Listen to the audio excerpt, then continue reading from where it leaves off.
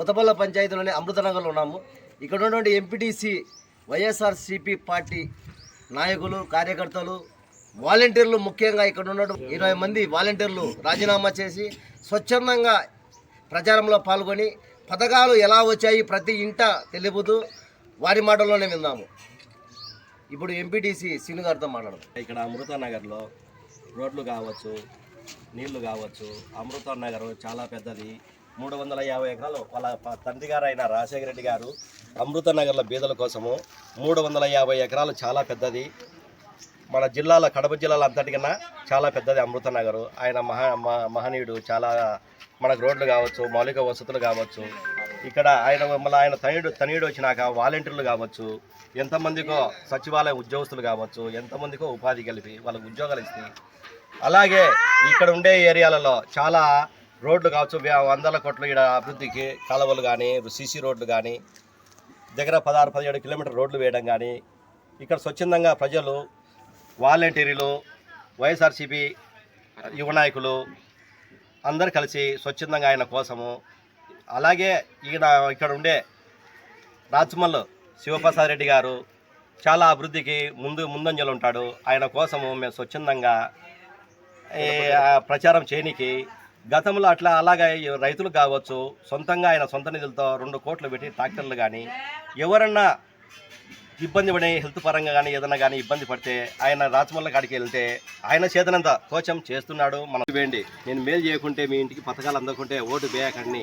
ఇంతవరకు చరిత్రలో ఏ నాయకుడు చెప్పని విధంగా మన వైఎస్ జగన్ గారు ఆయన చెప్తున్నాడు. ఎందుకు చెప్తున్నాడంటే ఆయన ఇచ్చిన పథకాలు ప్రతి ఒక్కరి ఇంటికి అందినాయని ఒక నమ్మకంతో, ఒక ధైర్యంతో చెప్పిన నాయకుడు ఇంతవరకు చరిత్రలో ఎక్కడ సీఎం లేడు, ఇంతవరకు రాబోడు.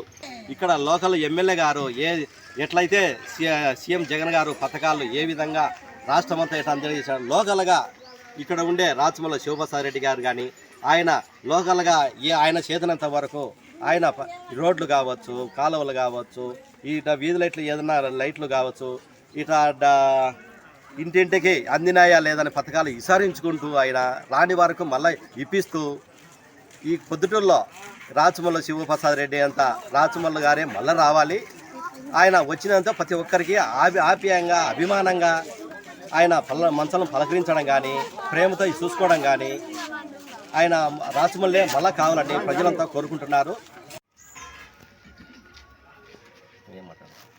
జగన్ రాచమల్ల కోసము మేమందరము ఇక్కడ పొద్దుటూరు నియోజకవర్గ రాచమల్లు శివప్రసాద్ రెడ్డి గారి కోసము మేమంతా యూనియన్గా కలిసికట్టుగా వాలంటీర్ కావచ్చు, యువ నాయకులు కావచ్చు, అందరము ఆయన కోసము శ్రమించి ఓట్లు అత్యధిక మెజార్టీతో వచ్చేట్టుగా మేము కృషి చేస్తాము.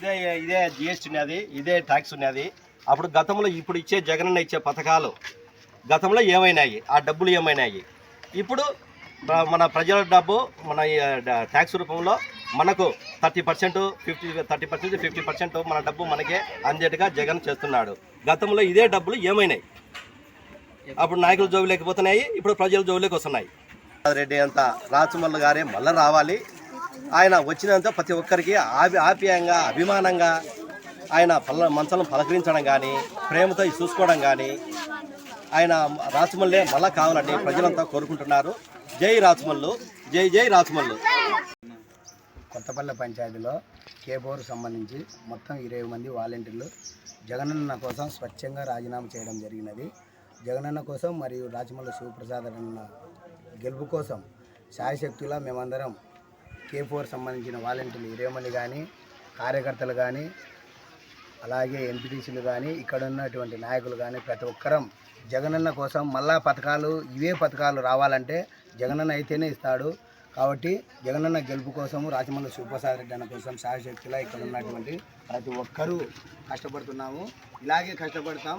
జై జగన్, జై జగన్. అందరికీ నమస్కారం. ఈరోజు మేము కొత్తపల్లి సచివాలయం 4 నుంచి వాలంటీర్స్ అంతా స్వచ్ఛందంగా రాజీనామా చేసి ఇక్కడికి ప్రచారానికి వచ్చాము. ప్రతి ఒక్కరూ జగన్ని గెలిపించాలి. ఆయన మనకు ఎంతో కృషి చేశారు, ఎన్నో పథకాలు ఎంతో మందికి లబ్ధి తీసుకొచ్చారు, పథకాలను అందించారు. పథకాలన్నీ ఇంటింటికి ఒక్కొక్కరికి తెలియజెప్పి అందరినీ ఓటు అడగడానికి మేము వాలంటీర్లమైన మేము ఆయన కోసం ప్రతి ఒక్క పథకాన్ని ఇంటింటికి చేరవేసేలా మేము కృషి చేశాము. కాబట్టి ఈరోజు ఆయన కోసం స్వచ్ఛందంగా రాజీనామా చేసి ప్రచారానికి మేము వచ్చాము. ఏది ఏమైనా మేము మా జగనన్నని గెలిపించుకుంటాము. ఇది మా హక్కు అండ్ సిద్ధం. వేరే రేషన్ కార్డులో వీళ్ళ రేషన్ కార్డు వేరే వాళ్ళు ఇచ్చినారు నలుగురు. వాళ్ళు ఎవరో కూడా తెలియదు అన్నమాట.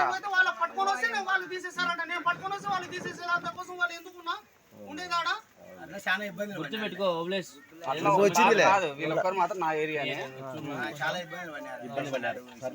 దాని ఇబ్బంది ముందు జరగనే లేదు. ఇది ఒక్కసారి ఫ్యాన్ గుర్తే.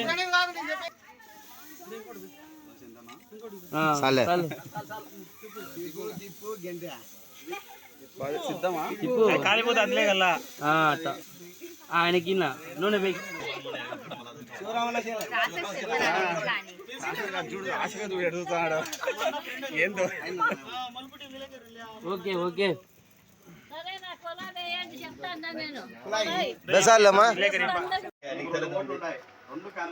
రెండు కానుకుంటువే, ఒకటి ఎంపీకి ఒకటి ఎమ్మెల్యేకి. లోపల ఆఫీసులో అది ఇది చెప్పినా ఇన్నదో మన కానుకుంటు నువ్వే వేయాల్సి వచ్చిందంగా. ఏమైనా ఇది చేస్తారు నీకు వికలాంగులకు ఈడికొస్తారు. నువ్వు రాలే కాబట్టి మంచి కాబట్టి నువ్వు ఈడికొస్తారు కాబట్టి ఫ్యాన్ గుర్తుకు తప్పనిసరి ఎంపీకి ఒకటి ఎమ్మెల్యేకి ఒకటి. అదే